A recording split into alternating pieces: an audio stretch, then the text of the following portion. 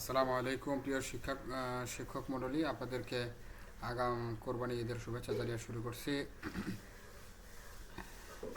দেখব এবার গত ঈদ উল ফিতরে তো শিক্ষক সমাজের চূড়ান্ত ভোগান্তি গিয়েছে।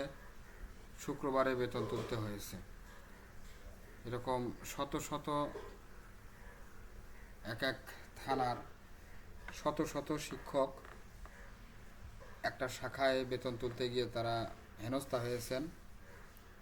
অনেক কষ্ট তাদেরকে সহ্য করতে হয়েছে। এটা মাথায় রেখে আশা করতেছি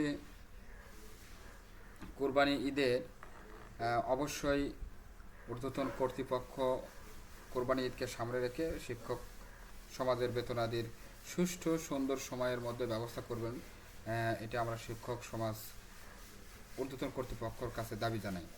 তো সেই সুবাদেই আজকে আমরা দেখতে পাচ্ছি কোরবানি ঈদের বেতন ভাতা নিয়ে যা জানালো মাউসি। তো দেখি কি জানিয়েছেন, একটু দেখা যাক। দেখেন, চাঁদ দেখা সাপেক্ষে আগামী 6 জুন শুক্রবার দেশে পবিত্র ঈদ উল আজহা উদযাপিত হবে ইনশাআল্লাহ। ঈদে স্কুল কলেজে কর্মরত এমপিওভুক্ত শিক্ষক কর্মচারীরা যেন সঠিক সময়ে বেতন ভাতা পান, সেজন্য আগাম প্রস্তুতি নিতে শুরু করেছে মাধ্যমিক ও উচ্চশিক্ষা অধিদপ্তরের education management information system EMIS cell. এই EMIS সেল জানিয়েছে, ঈদ উল আজহাকে কেন্দ্র করে আগামী 25শে মের মধ্যে স্কুল কলেজে কর্মরতদের বেতন ও ঈদ বোনাসের অর্থের প্রস্তাব শিক্ষা মন্ত্রণালয়ে পাঠানো হবে। মন্ত্রণালয়ের অনুমোদন শেষ দ্রুত চিফ অ্যাকাউন্টস অফিস এবং বাংলাদেশ ব্যাংকের মাধ্যমে বেতন ব্যাংকে পাঠানো হবে ইনশাআল্লাহ। এ বিষয়ে EMIS সেলের senior system analyst Khandakar Azizur Rahman the Daily ক্যাম্পাসকে বলেন, এবার ঈদে বেতন বোনাসের অর্থ ছাড়ে যেন বিলম্ব না হয়, সেজন্য আমরা আগাম প্রস্তুতি নিচ্ছি।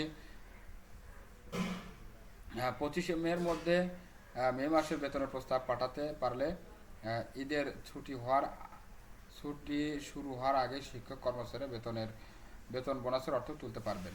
আমাদের কথা হচ্ছে 25শে মের মধ্যে বেতন বোনাসের প্রস্তাব পাঠাতে পারলে, এই কথার উপরে আমরা সন্তুষ্ট নয়। 25শে মের মধ্যে আপনাদেরকে চেষ্টা করতে হবে, অবশ্যই চেষ্টা করতে হবে যেন সুষ্ঠু সুন্দর সময়ের মধ্যে যেন শিক্ষকরা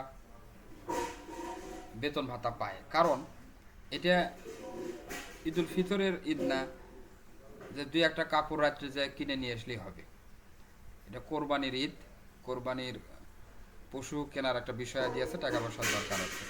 এটা মাথায় রেখে আপনারা যে সময়ের মধ্যে শিক্ষকরা বেতন উঠাতে পারলে সুষ্ঠু সুন্দরভাবে কোরবানি করতে পারবে, আপনারা অবশ্যই সেই বিষয়টিকে মাথায় রেখে আপনারা কাজ করবেন বলে আমরা আশা করতেছি ইনশাআল্লাহ।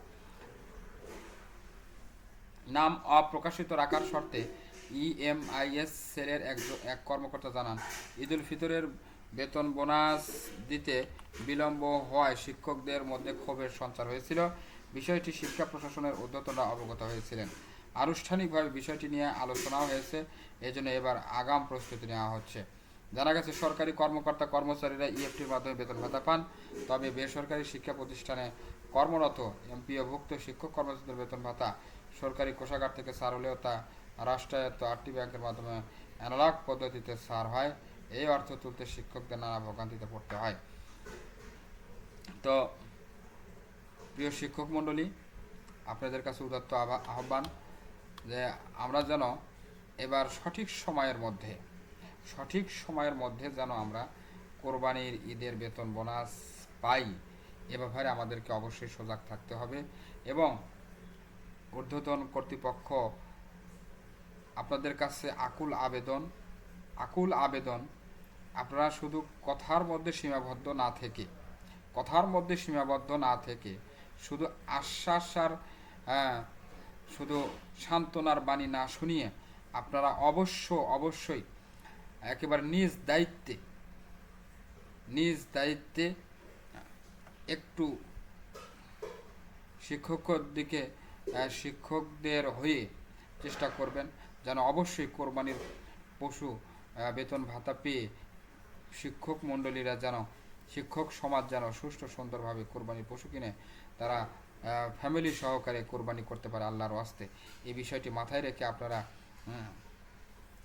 আপনারা কাজ করবেন বলে আশা করতেছি। ঊর্ধ্বতন কর্তৃপক্ষ আপনারা বিষয়টিকে একটু স্পেশালি গুরুত্ব সহকারে নেবেন, আমার আকুল আবেদন আপনাদের কাছে। তো কথা বাড়াচ্ছি না, সবাইকে ধন্যবাদ জানিয়ে এখানেই শেষ করব। আসসালামু আলাইকুম রহমতুল্লাহ বরকাত।